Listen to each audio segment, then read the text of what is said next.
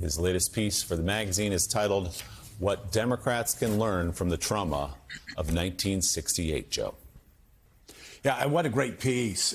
George, thank you so much for being, I want to get you in here. And this is resonates with me personally because I grew up in a family of lifelong Democrats, FDR Democrats. You walk into our house and they had a picture of FDR on the wall.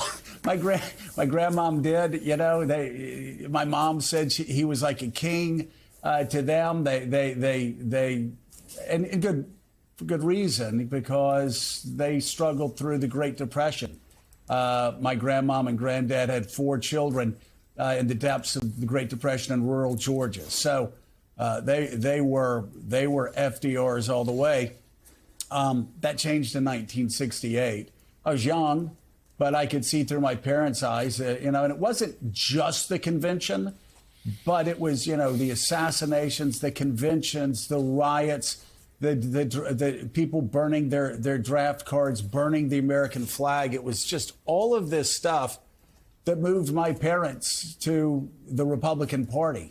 And I love how you summed it all up. If you go back to 1968 and the riots in Chicago, the big winners were the anti-war left and Richard Nixon, because without the chaos in Chicago and without the mass defections, you know, Hubert Humphrey would have probably won the presidency, wouldn't he? I think that's right. Historians, both at the time and since then, have said that the chaos in Chicago, which was later called a police riot, let's remember that the police instigated most of the violence in Chicago, filled TV screens. People were watching it in real time. I'd never seen anything like it in a televised convention while delegates were on the floor choosing a nominee. And those scenes shifted enough middle-of-the-road voters like your parents to give the election to Nixon because, as we know, it was an incredibly close election. It wasn't expected to be, but Humphrey closed the gap at the end and nearly won, and might have won without the loss of those centrist Democrats and independents, and also because of all the Democrats who stayed home and didn't vote or voted for Eldridge Cleaver because of Hubert Humphrey's association with the Johnson administration and the war in Vietnam. So the party was completely divided, tore itself apart both on the convention floor and in the streets. And it's kind of amazing that Humphrey came as close as he did, given the scenes that we're looking at right now. Yeah, and let's draw a comparison. Everybody catastrophizes about what happened last week, what happened last month, what's happened this year. And while we say all the time how quickly history is moving, and it's been a sort of, you know, we all had vertigo of sorts over the past couple of months. Still doesn't compare to 1968 that started with the Tet Offensive, the assassination of Martin Luther King, riots in American cities, over 100 American cities burning, the assassination of Bobby Kennedy in June of that year. Again, riots on college campuses, mass protests in the street. I mean, 1968 was far different than 2024, was it not? Yeah, absolutely. As I wrote, the issue in 68 was a war in Southeast Asia where 500,000 Americans were fighting and dying. The issue in 2024 was the declining brain of the President of the United States, a kind of a different level of drama and of tragedy. But 68 also changed the Democratic Party, really for good until today, by changing the rules of how delegates were selected. Because of the chaos in Chicago, the party decided to reform itself and create new rules so that party bosses, mayors of big cities like Richard Daley, would no longer control whole state delegations. And in 72, there was a whole new way of choosing delegates. It was basically the primary and caucus system that we know today, in which there was guaranteed representation for groups that had been excluded, young people, women, blacks. So that really set the Democratic Party in the direction that it's been on ever since. And it became the party of activists, the party of college-educated activists. It was the end of your parents' FDR New Deal Democratic Party, and the beginning of the Democratic Party of Bill Clinton, Barack Obama, and Kamala Harris. So, George, we also would add in there, obviously, the assassinations of Martin Luther King and Bobby Kennedy in that year. This year we had an attempted assassination of former President Trump.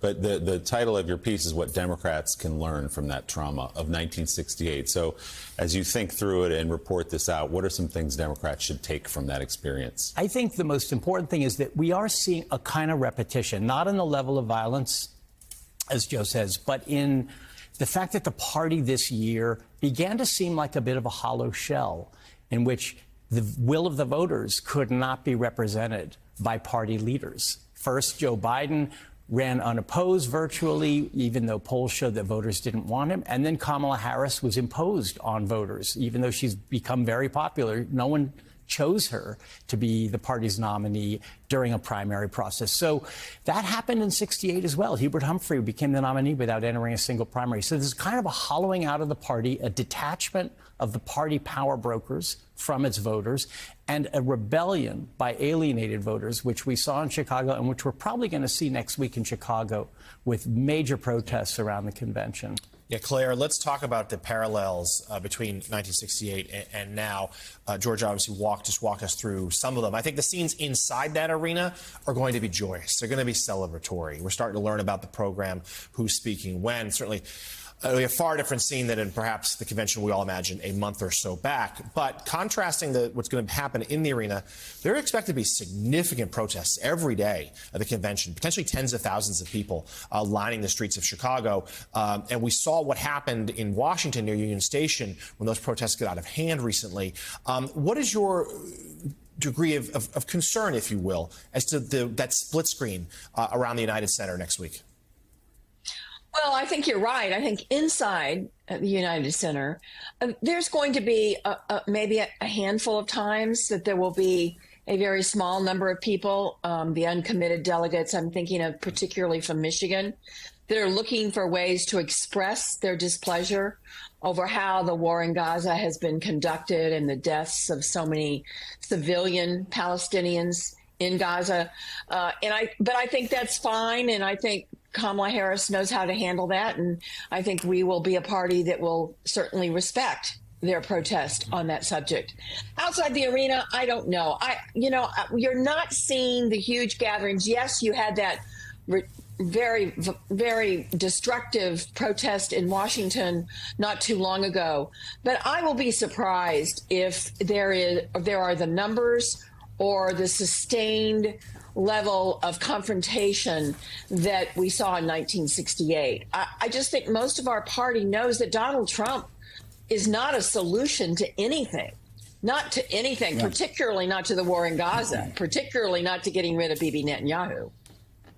Yeah, hey, Claire, I'm curious your thoughts on what the best political tact is, what the best political tact will be in the future when her speeches are interrupted. Now, the first day, she talked a little bit to the protesters and then said, if you want Donald Trump to win, why don't you just come out and say it? I kind of liked that, right? I kind of feisty. I have a feeling that you and I both on the stump might have said this. Go ahead, vote for Donald Trump. Go ahead, you do that. See how that works. But the next day, it was more refined, and I guess that might have been the better way for her to do it. She turned, she looked at the audience, she said, we understand where you're coming from. We're working hard on, which is true, every single day, trying to pressure Netanyahu into a ceasefire and getting the hostages home. I'm wondering, what do you think her best approach to it is? The first day, the second day, or a combination of both? It's probably a hybrid, but I think there's no accident. I think anybody who thinks, I think people are now realizing that Kamala Harris has been vastly underestimated. And I think her first reaction was important for the rest of the country to see. I think she had that reaction. So everybody, the big issue here is strength. Is she strong enough to run this country? Is she strong enough to go toe-to-toe with foreign leaders? And I think she's looking for opportunities to show the strength that she has.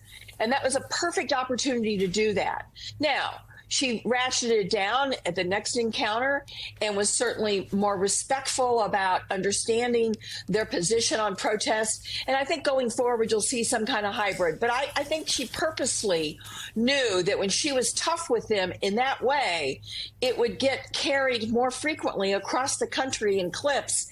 And it would show people her ability to stand up to anybody, including people in her own party that were trying to be disruptive to her ability to give her remarks.